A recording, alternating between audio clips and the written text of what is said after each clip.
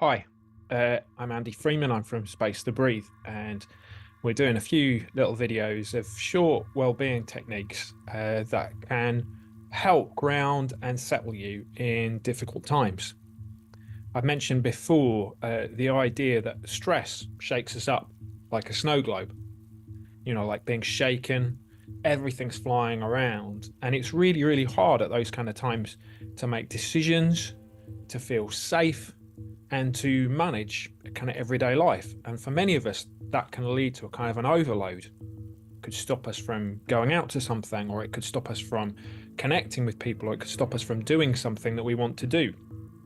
And so the idea is to find things that ground or settle that kind of chaos of everything flying around.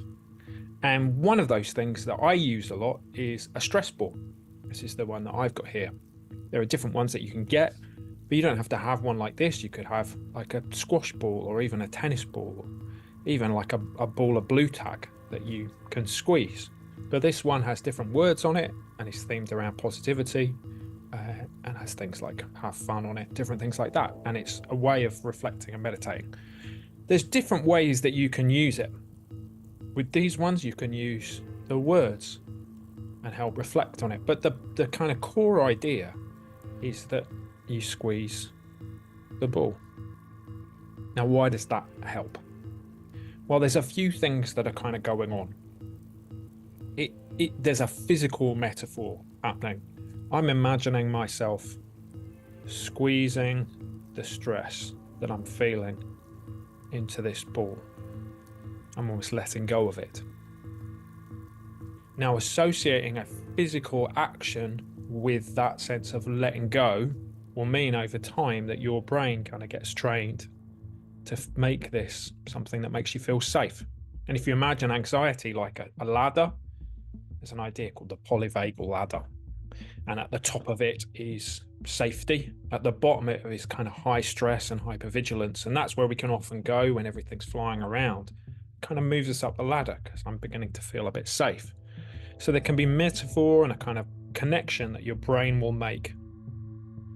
The second thing that it can do is you're able to take it with you.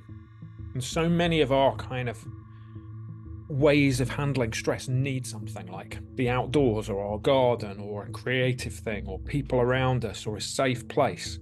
And stretching out of those safe places can be difficult. We can take this with us. It almost becomes like a mobile safe place.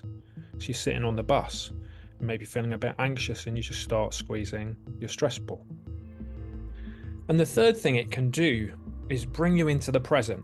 And so often our worries are in the past or in the future. We're anticipating something, and particularly anxiety works a lot around what we're anticipating might happen. We're seeing the worst, we're thinking the worst might happen.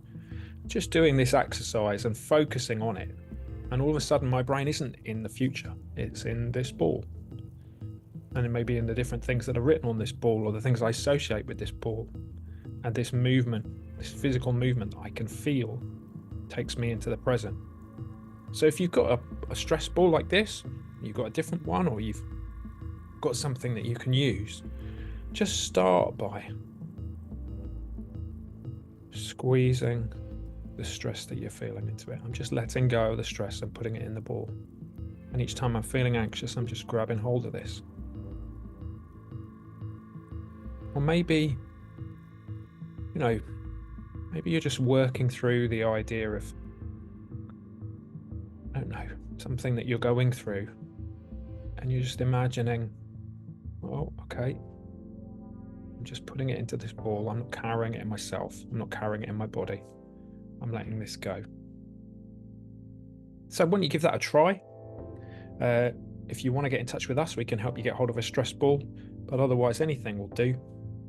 And just finding ways to just squeeze your stress into the ball.